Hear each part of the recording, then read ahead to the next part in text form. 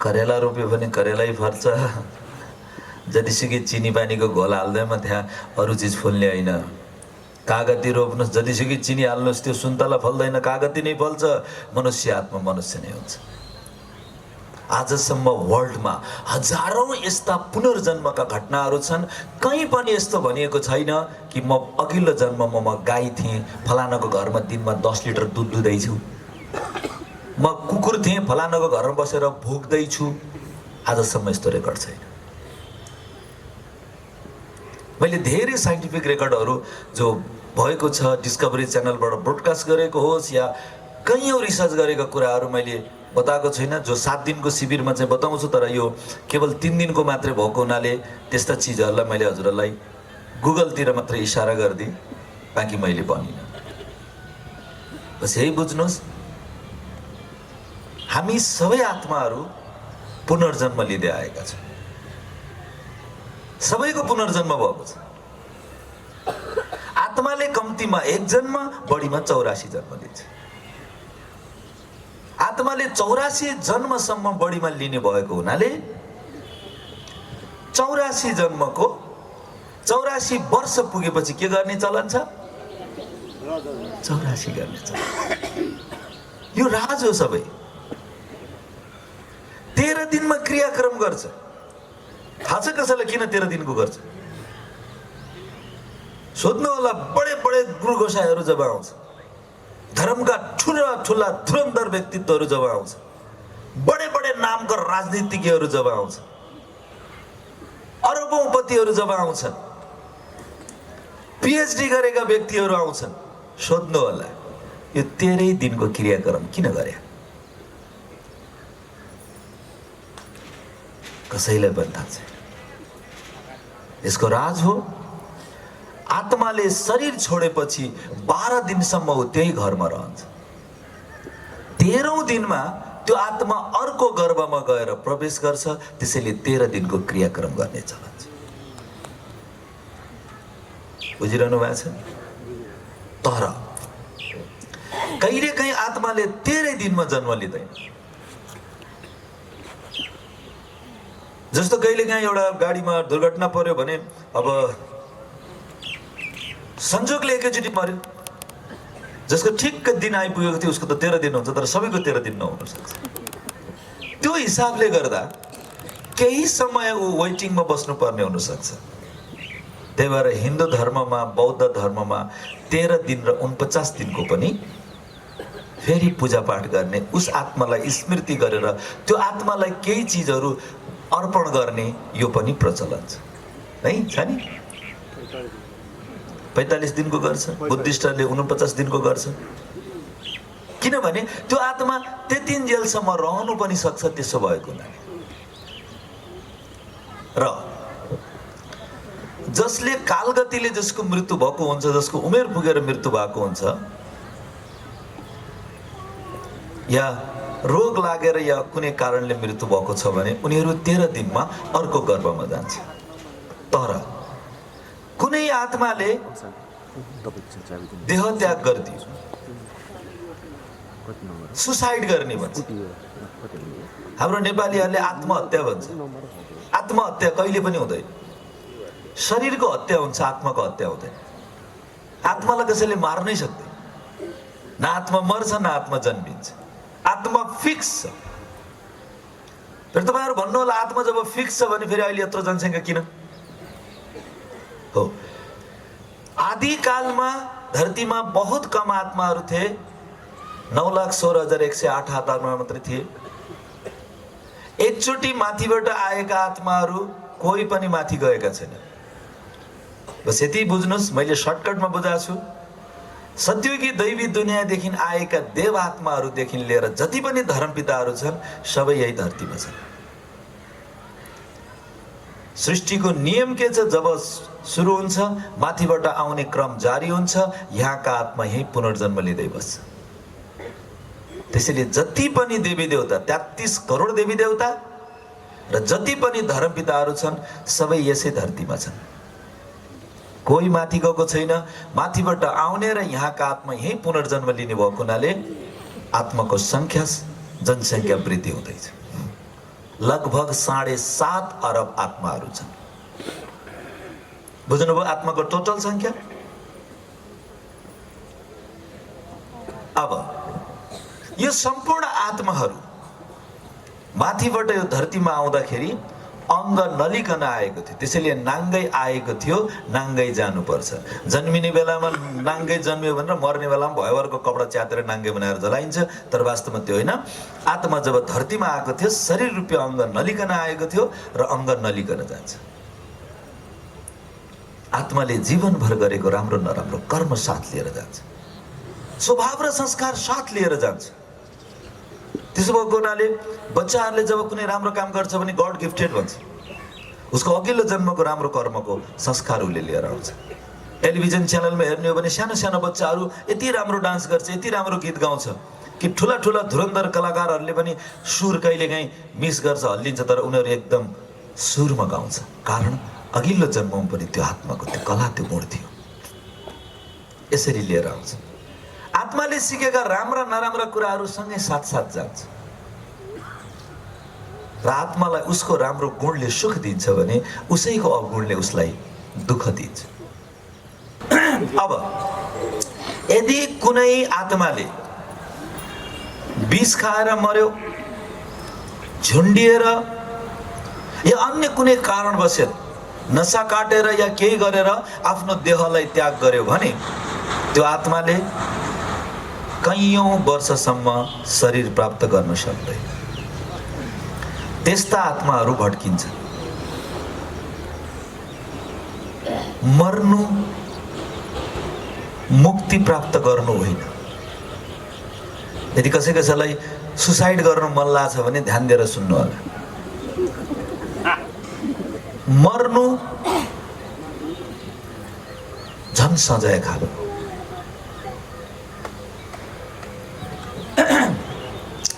किन? कसैले आफ्नो शरीरलाई आफ्नो पाएको शरीर हुँदा हुँदै पनि चाँडै त्याग गर्न भनेको उसको अर्को गर्भ तयार भएको हुँदैन। त्यसो भएर उसले हुनसक्छ 8-10 वर्ष पनि कुर्नुपर्छ। यदि तपाईहरुको घरमा आफन्तमा यदि कसैले शरीर त्यसरी त्यागेको छ भने उस आत्मालाई तपाईहरुले बिहान बिहान चोखो भाँडामा पानी चढाउनु, बिहान बेलुकी फलहरू दिनु राम्रो हुन्छ उस आत्माको लागि। नत्र वर्षौं वर्षसम्म आत्मा तडपिन्छ। अनि त्यस्ता आत्माहरू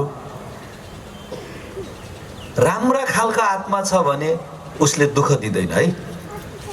जिउँदो हुँदा जस्तो स्वभाव संस्कारको थियो शरीर छोडेपछि पनि उ त्यस्तै स्वभाव संस्कारको हुन्छ। त्यसैले मरेको भूतले तर्साउँछ भनेर चाहिँ भ्रम नपर्नुस्। भूत होइन त्यो बिचरा, तपाईको आफ्नो आत्मा हो, आफ्नो नजिकको आत्मा हो। उसले कहिले पनि दुःख दिँदैन हो। कुनै आत्माले शरीर छोडेको छ तर उसलाई व्यवस्था गरिदियो, उसलाई कुनै पनि काजक्रियाहरू गरेन, त्यस्तो कन्डिसनमा छ भने ती आत्माहरू कहिलेकाहीँ उसलाई अति तडपिएपछि उसले आफ्नै घर परिवारमा आएर दुःख दिन्छ, कसैको शरीरमा प्रवेश गर्छ। त्यो मान्छेलाई थाहा लाग्दैन, अहिले राम्रो सधैँ बोलिरहेको हुन्छ, एकछिनपछि झुम्म भएर बस्छ। छेउमै मान्छे आयो नि बोल्दैन, के गर्दैन, कहिले चिच्याउने कराउने अनेक प्रकारको चिजहरू गर्छ। यदि त्यस्तो कहीँ देख्नुहुन्छ भने सम्झिनुहोस् त्यसको शरीरमा अर्को आत्मा छ। कहिलेकाहीँ पागलपन देखाउने, कहिलेकाहीँ नर्मल अवस्थामा रहने, माना बेला बेलामा उसलाई अर्को आत्माले छोपिराखेको हुन्छ। अनि त्यस्तै गरेर हेराउने कराउने के हो भने को हो भने माता हो भन्छ, कहीँ चाहिँ नाग लाग्यो भन्छ, कोही नाग आउँदैन, त्यसरी अर्को आत्मा आयो। नाग लाग्ने या माता आउने, कसै कसैको घरमा कुल हुँ म भनेर आउँछ, कसै कसैको त म देवी हुँ, म काली हुँ भन्छ। को होस् त भन्यो भने म रामबहादुर, श्यामबहादुर, हरिबहादुर, रित्ता सीता गीता भन्यो भने त मान्छेले फु गरेर हानिहाल्छ। अनि के गर्छ, म देवी हो भनेपछि त अब मान्छे डराउने पनि। अनि कोहीले जिब्रो निकाल्छ, गर्छ म काली हुँ भन्छ। त देवी हो कुल हो भन्ने कुरा के प्रमाण छ त भन्यो भने उसले देखेको केही कुराहरू भनिदिन्छ। तैँले अस्ति यस्तो गरेको थिएँ भन्ने मान्छे डराएर ऊ माटे भनेर डराउँछ मान्छे। फलफुल लिएर जान्छ, ऊ खान्छ, इन्जोय गर्छ, यसरी भड्किएको हुन्छ। यदि कसैको शरीरमा कुनै आत्मा आएको तपाईँहरूले थाहा पाउनुभयो, कहीँ त्यस्तो किसिमको क्रियाकलाप हुन्छ भने उनीहरूसँग राम्रोसँग सोध्नुहोस्। कसैले पिट्ने, कालो मोसा ल्याएर पोल्ने, डराउने त्यस्तो काम गर्छ, त्यस्तो कहिले पनि नगर्नुहोस्। जसरी हामीलाई नराम्रो कर्म, नराम्रो गाली गर्दा, नराम्रो वचन लगाउँदा हामीलाई चित्त दुख्छ भने त्यो आत्मालाई पनि चित्त दुख्छ।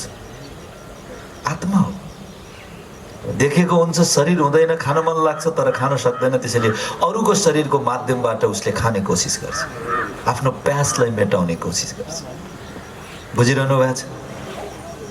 त्यसैले रेगाइमा पुर्खाहरूको स्मरण गर्ने जुन एउटा चलन छ, किनकि जापानमा अमेरिकाले जापानको हिरोसिमा र नागासाकीमा जुन किसिमको बम खसालिदियो, जो नियम विरुद्ध, जापानलाई हराउन नसकेपछि तब जापान उनीहरूको अगाडि घोडा टेक्नु पर्यो।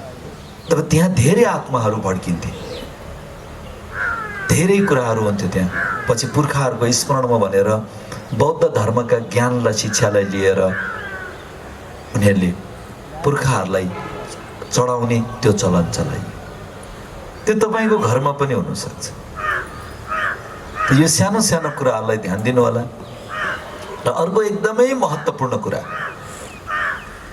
यदि तपाईँको घरमा प्रिय व्यक्तिको मृत्यु भयो भने कहिले पनि नरुनुहोस्। कहिलेकाहीँ के हुन्छ, हामीलाई पनि भन्छ, छोरा, एउटै छोरा, उसको मृत्यु भयो। आमा महिनौँ महिना होइन, वर्षौँसम्म रोएर बसिरहेको हुन्छ। अनि के गरिरहेको हुन्छ कि सम्झाउनु भनिरहेको हुन्छ। अब एकोरे बसिरहेको हुन्छ, उसलाई गएर के सम्झाउने? कसैको श्रीमानको मृत्यु हुँदा, कसैको आमाको मृत्यु हुँदा, या कसैको सन्तानको मृत्यु हुँदा त्यहाँ धेरै दुखी भएर बसिरहेको हुन्छ। त्यस्तो अवस्थामा राजयोगले बहुत विशेष भूमिका निभाएको हुन्छ। त्यसैले राजयोग चाहिन्छ।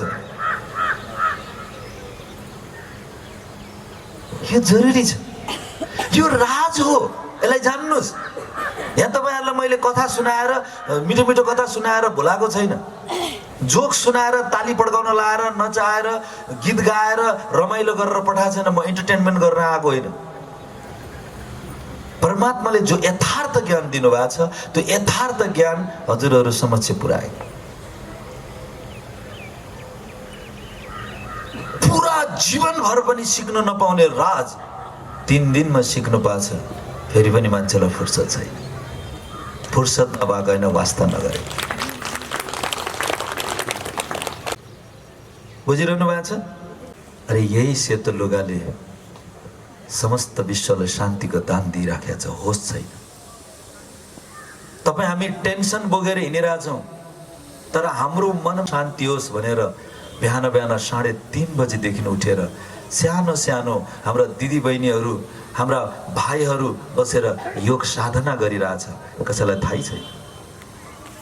यहाँ त जनताले भोट दिएर पठाएको, जनताको सेवा गर्न आएको रकम पनि आफ्नो पोल्टामा भर्नेहरू छ।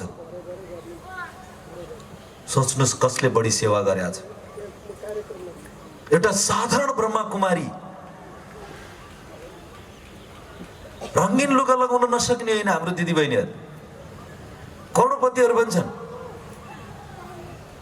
उनीहरूको घरमा उनीहरू 30-40 हजारको लेहेङ्गा लगाउन सक्छ, कार चढेर हिँड्न सक्छ, तर सबै चिजलाई छोडेर 500-700, 1000-1200 को साडी लगाएर अरूको कल्याणको लागि, अरूको निम्तिको लागि आफ्नो जीवनलाई सादगी जीवन अपनाएर योग साधना गरिरहेको छ। कसैलाई थाहै छैन। एउटा व्यक्ति 2-3 महिना जङ्गलमा बसेर तपस्या गर्यो भने ठुलो साधक भन्छ। जङ्गलमा जाँदैमा तपस्या हुँदैन। सेतो लुगा या गेरुवा वस्त्र लगाउँदैमा साधना हुँदैन। जङ्गलमा गए मैले खानै पाइनँ, मैले खानाको त्याग गरेँ, त्यो कोही त्यागै होइन। प्रशस्त भोजन अगाडि भएर पनि नखानु त्यो हो त्याग। देख्नु भएको छ नि ब्रह्मकुमारीहरूलाई पार्टीमा बोलाउँदा खान्छ, ब्रह्मकुमारीले केही खाँदैन अरे त्याग गरेको छ। त्याग हिम्मत छ कि प्रशस्त मिठो भोजन अगाडि हुँदा पनि भोजनमा रत्ती भर पनि मन नजानु, यो हो साधना।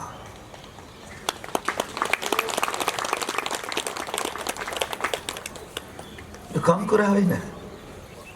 यति ठुलो त्याग साधना साधारण मनुष्यले सोच्न पनि सक्दैन। त्यसैले आज सानो सानो बहिनीहरू, मलाई त यस्तो लाग्छ जब म इटहरी आयो, मलाई हाम्रो बहिनीहरूले भन्नुहुन्छ तपाईँ यत्रो घन्टा बोल्नुहुन्छ यो त्यो भन्नुहुन्छ, तर जब म त्यहाँ घरमा जान्छु मलाई यस्तो फिल हुन्छ हाम्रो भाइहरू बिहान 3:30 4 बजेदेखि साधना गर्दैछ। टोयलेट बाथरुम जाँदाखेरि पनि उहाँहरूलाई गाह्रो भए पनि वेट गरेर बस्छ, पहिला दाइ जाओस्, हाम्रो लागि सहज बनाइदिइरहेको छ। भ्याइ नभ्याइ छ, यति खटेर काम गरिरहेको छ त्यहाँ। हिजो एकजनाले गर्थ्यो, म 10 बजे जान्थ्यो, 10 बजे पनि त्यहाँ केही बनाइरहेको थियो। भाइजी भोलि बिहान हुन्छ, अहिले 1 घन्टा अरू गरिहाल्छु। हाम्रो त्यहाँ बहिनीहरू गयो भने जतिखेर गयो नि पकाइरहेको छ, यसरी पकाइरहेको छ। बिचरा सुत्ने बेलामा अब पाहुना धेरै आइदियो, सबैले राम्रो राम्रो बेड समातेर बस्यो, उनीहरू हलमा गएर सुतिरहेको छ। सुत्ने ठाउँ पनि छैन नपुगेर। यस्ता त्यागीहरू छन्। तपाईँहरूले मलाई देख्नुभयो, तर मभन्दा कैयौँ गुणा त्याग गर्नेहरू छन्। मलाई त के छ, गएपछि मिठो मिठो भोजन ल्याइदिनुहुन्छ, राखिदिनुहुन्छ, म खान्छु। तर त्यो भोजन तयार गर्नेले सबैलाई खुवाएपछि मात्रै आफूले खान्छ। सूक्ष्ममा बहुत ठुलो त्याग छ। यतिको प्रोग्राम कुनै पनि सङ्घ संस्था या गभर्मेन्टको कसैले गरोस् त, कति करोड रुपियाँ सिद्ध होला। तर एक एक पैसा यसरी खटेको छ बिचरा, बिहानदेखि बेलुकासम्म राम्रोसँग खान पनि पाउँदैन। निस्वार्थ भावले यति देशलाई बनाउनको लागि यसरी कार्य गरिरहेको छ ब्रह्मकुमारहरू अहिले। त्यसैले समृद्ध राष्ट्र सडकको विकास र भवन निर्माणले हुँदैन, एक एक व्यक्तिको सोचमा शुभ सङ्कल्प, श्रेष्ठ विचार, सकारात्मक चिन्तनले मात्र बल्ल यस देशको विकास हुन्छ। दुनियाँलाई थाहै छैन कि ब्रह्मकुमारीले के गर्दैछ। यो केवल इटहरीमा मात्रै होइन, समस्त पृथ्वीमा भगवान चाहन्छ कि उसका एक एक बच्चा, भगवानलाई चाह्यो भने चुटकीमा एक चुटकीमा तथास्तु गरेर धरतीलाई उलटपुलट गर्न सक्छ। तर ईश्वर कहिले पनि त्यसो गर्दैन। एक एक आत्मा शुद्धिकरण गरेर, आत्मिक बलबाट आत्मामा भएको ऊर्जालाई जागृत गर्नको लागि आउनु भएको छ। अब तपाईँ आफ्नो आत्मिक शक्तिलाई जागृत गर्ने कि नगर्ने तपाईँको इच्छा। आज त आउनुभयो, भोलिदेखि छुट्टी, नआउनुहोस्, हामीलाई फरक पर्दैन, तर तपाईँलाई चाहिँ जरुर फरक पर्छ। ध्यान दिनु होला यो कुरा,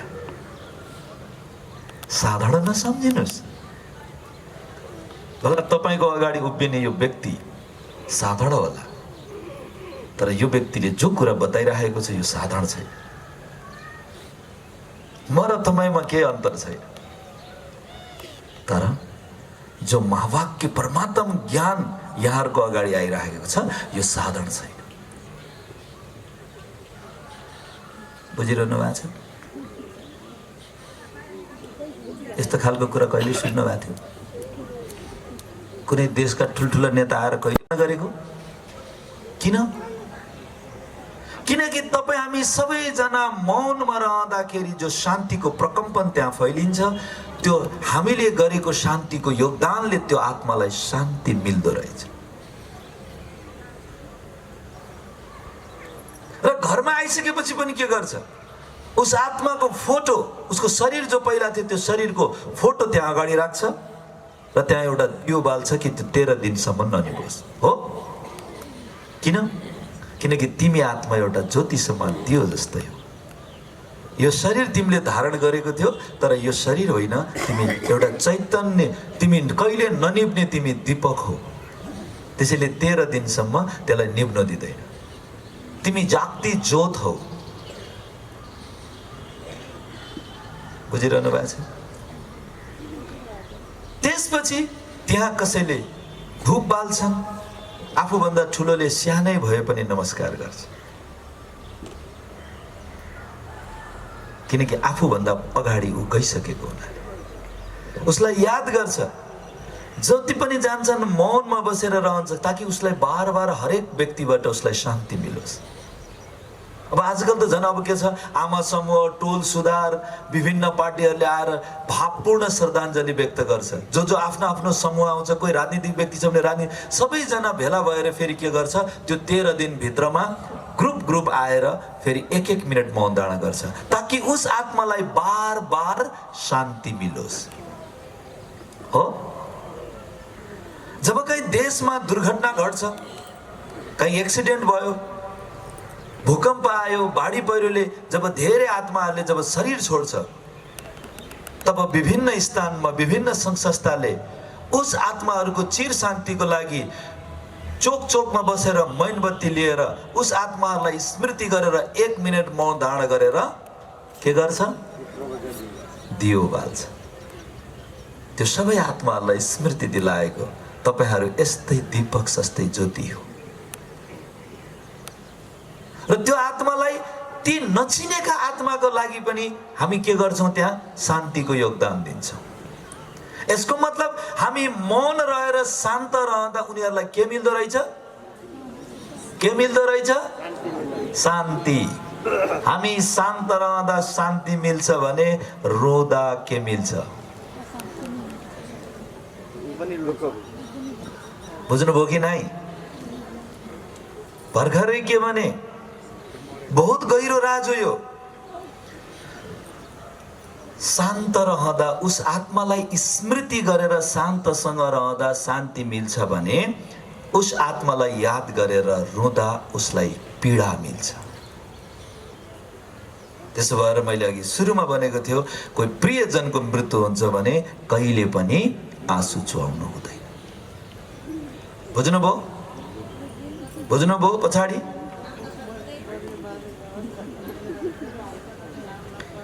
पढाए 16 दूना 8 थाम्न सकिँदैन।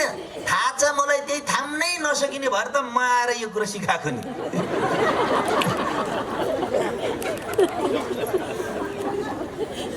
त्यसैले राजयोग गर्नुपर्छ भनेको।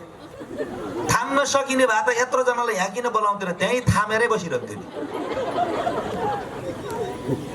अभ्यास चाहिन्छ, अभ्यास। त्यसैको लागि यहाँ बोलाएको। नै बुझिरहनु भएको छ?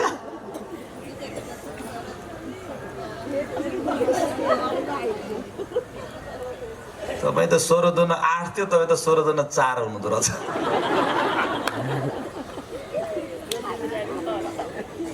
त्यसैको लागि अभ्यास हो यो। त्यसैले योग साधना चाहिन्छ भने, साधना भनेको गएर जङ्गलमा गएर बस्नु, चोर औँला र बुढी औँलालाई जोडेर अनि ओ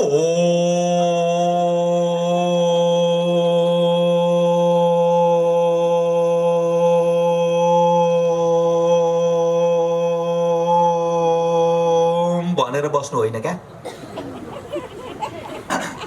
साधना भनेको साध्नु, आफैले आफैलाई बनाउनु, आफ्नो आन्तरिक ऊर्जालाई जागृत गर्नु, एक्टिभेट गर्नु, आफ्नो आन्तरिक शक्तिको पहिचान गरेर त्यसलाई महसुस गरेर आफ्नो आन्तरिक शक्तिको विकास गरेर विपदमा आइहालेको आपत्तिलाई विजय प्राप्त गर्न सक्ने चिजलाई भन्छ साधना।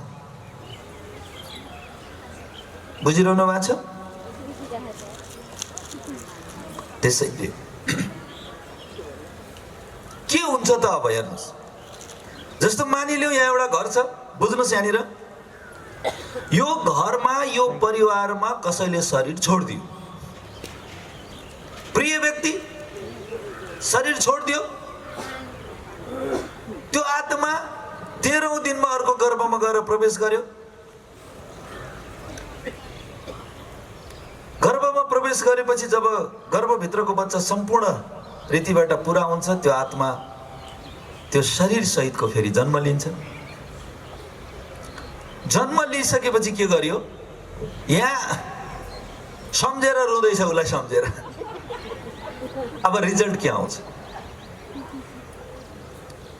कुनै कुनै बच्चा तपाईले याद गर्नुभएको छ, सानो बच्चा हाँसिरहन्छ, अरूले भनेको उसले बुझ्दैन, तर ऊ खुसी भइरहन्छ, खेलिरहेको हुन्छ, हाँसिरहेको हुन्छ। याद गर्नुभएको छ? सानो सानो बच्चा, कसैले जोक्स पनि सुनाएको छैन, तर ऊ हाँसिराखेको छ।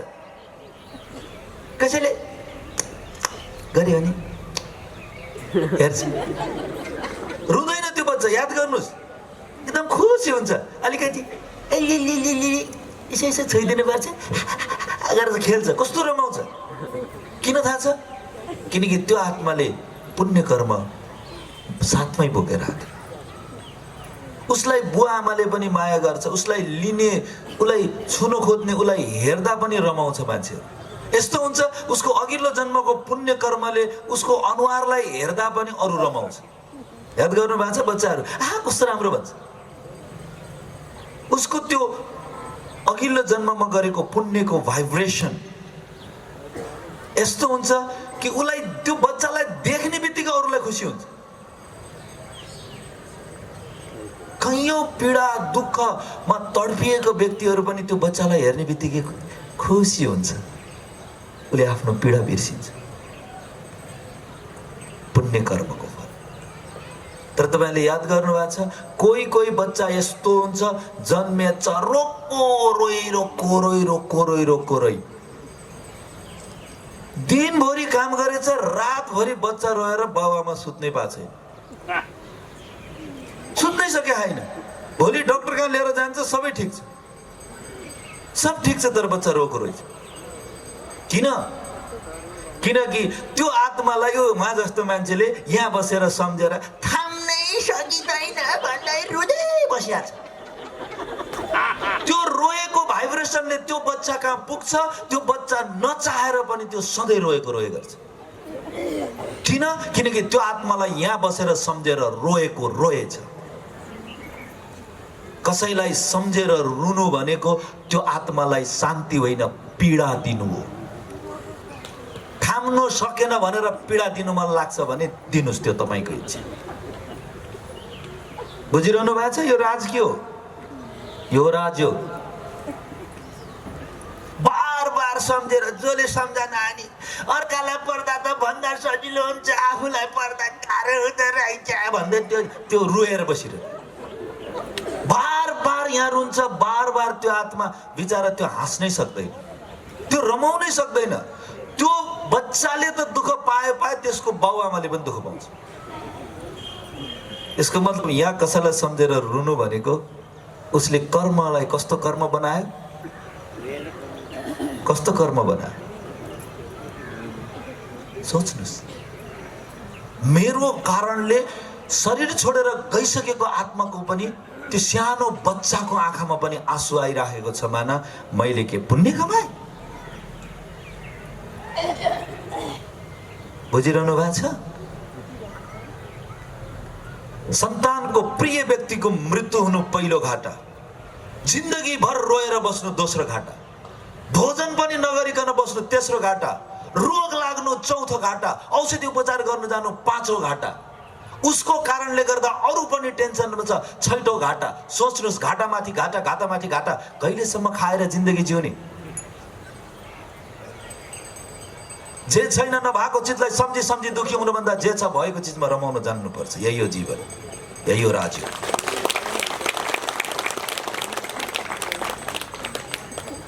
बुझिरहनु भएको छ? कोही साधारण ज्ञान होइन यो कि म तपाईँलाई ताली पड्काएर 1 2 3 म टाइम पास गर्न लागेको छैन। म तपाईँहरूको ऊ त्यहाँ गीत लगाएर हिजो हाम्रो बहिनी नाच्ने जिन्दगानी दर्पण छाया भन्न, त्यो एकछिन नाचेर केही हुनेवाला छैन। वेस्ट अफ टाइम है। म पनि गर्न सक्छु, म राम्रो डान्स गर्न सक्छु। तर त्यो डान्सले क्षणभरको लागि तपाईँलाई इन्टरटेन मात्रै गर्छ। मैले देखाएको छु यहीँ पूर्वमा कहाँ आउँदा भन्दा बाला चतुर्दशीको दिनमा मलाई त्यहाँ शनिश्चर्यमा बोलायो। 10,000 मान्छे भेला हुन्छ, तपाईँ प्रवचन दिनुको लागि आइदिनु पर्यो भने। कहाँ थिए? यतै पूर्वमा आएको बेला। ल ठिकै छ भनेर गएँ। त्यहाँ एकछिन हेरेँ, अब कुर्नु त पर्यो। यता गीत गाछ, नाचिया छ, मैले हेरेको के सबैजना नाच बत्ता त यस्तो गरेछ। कति खुसी भएको, आहा कति राम्रो भनेको। एकछिन पछि त यस्तो किन पीडा त जस्ता तस्तै छ नि। बिचरा त्यो प्रवचन सुनिन्जेलसम्म अरू कुरा गरिन्जेल फेरि गीत बच्चा फेरि नाच्छ, ओहो कस्तो खुसी भएको भनेको। एकछिन पछि त फेरि यस्तो घर जाने बेला त यस्तो गरेर गइरहेछ। अर्थ के? जबसम्म जीवनको राजलाई बुझ्दैनौ, यथार्थ चिजलाई जान्दैनौ, जान्ने कोसिस गर्दैनौ, तबसम्म मनबाट पीडा जाँदैन। तनाव व्यवस्थापनको ट्रेनिङ 5 दिन होइन 50 दिन गराए पनि तनाव जानेवाला छैन जबसम्म राजलाई बुझ्दैन। गराउनेवालाकै जाँदैन त अर्काको कहाँबाट जान्छ? सकारात्मक सोच्नु भनेर हुँदैन। उहाँले भनेको कुरा ठिकै छ, किनकि जबसम्म हामी राज बुझ्दैनौँ, मेरो कारणले कहीँ अरू पीडामा त छैन। यो राजलाई जबसम्म हामी जान्दैनौँ तबसम्म पीडा जाँदैन। त्यसैले राजयोग नै चाहिन्छ भनेको कारण त्यही हो। त्यसैले गीतामा परमात्माले तिमीले अरू चिजबाट मलाई प्राप्त गर्ने छैनौ, यो जप तप भजन कीर्तन यज्ञ तीर्थव्रत आदिले तिमीले मलाई प्राप्त गर्ने छैनौ, केवल राजयोगबाट मात्रै प्राप्त गर्नेछौ भनेको कारण यही हो। बुझ्नुभयो? हेलो, बुझ्नु भएको छ?